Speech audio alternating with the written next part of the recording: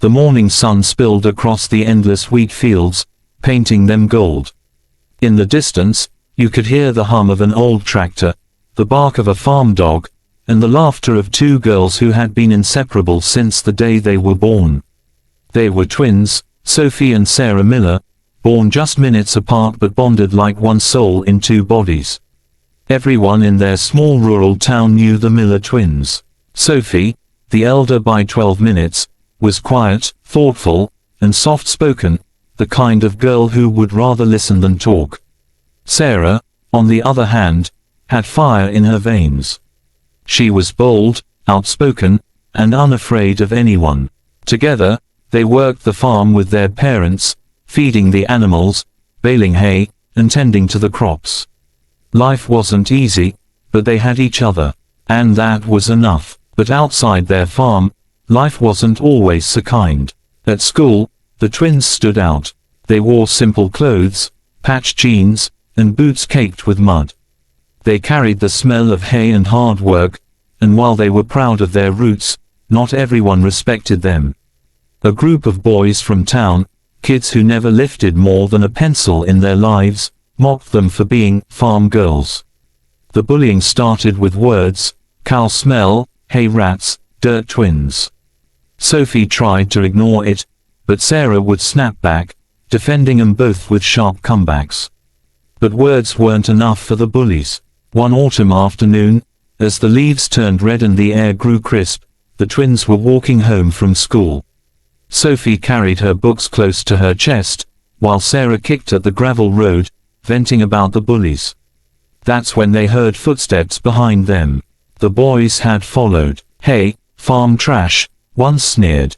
"Bet you smell worse than your pigs." Sarah whirled around, her eyes blazing. Better to smell like work than sit around all day doing nothing. The boys didn't like that. Their leader, a tall kid named Mason, shoved Sophie hard. She stumbled, her books spilling into the dirt. Sarah lunged at him, but another boy yanked her back. Mason laughed cruelly and shoved Sophie again, this time harder.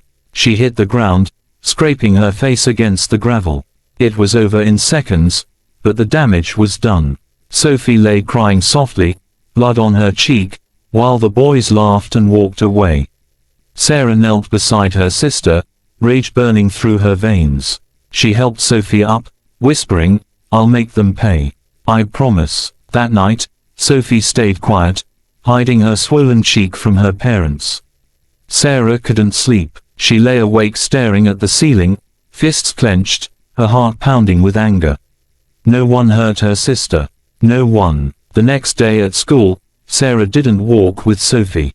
Instead, she waited. When she saw Mason and his friends strutting across the courtyard, laughing like they owned the world, she stepped into their path. "You think you're tough," she said, her voice steady, her eyes locked on Mason. The boys smirked. "Go feed your cows, farm girl." But Sarah didn't back down. She looked him dead in the eyes.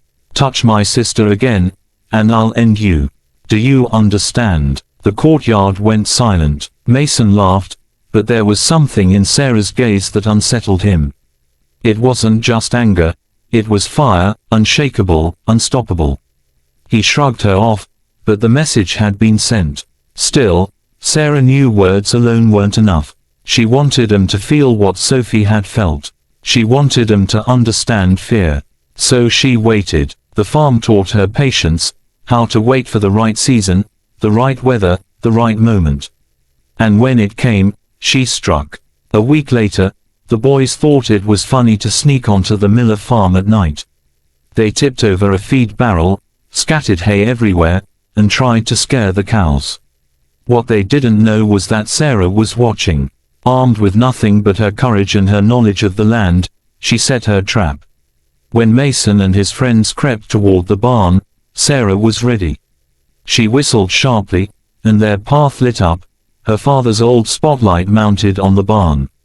The boys froze like deer caught in headlights.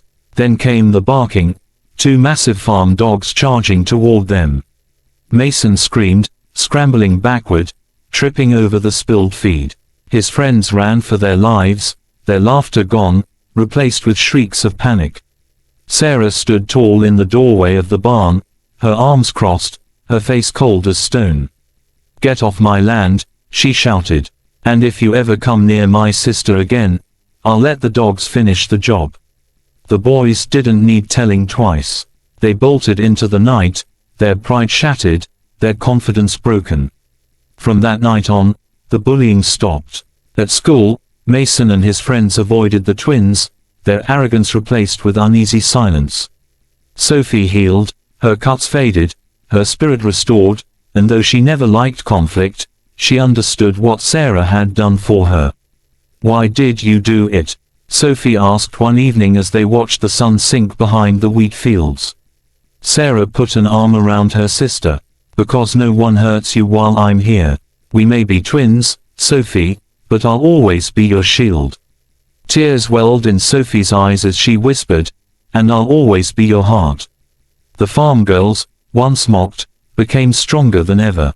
Word spread quickly through the small town about what had happened.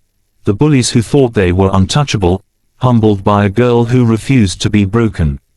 The lesson was clear: you don't need fists to fight back. Sometimes, strength comes from love, loyalty, and the unbreakable bond between two sisters who would do anything for each other. And in the end, the bullies learned something they would never forget: you can try to smash one, but when two hearts beat as one, you'll never win. Sparkle's inspiring message to end the video. Real strength isn't in how hard you hit, it's in how fiercely you protect the ones you love. The Miller twins remind us that love is the most powerful weapon of all.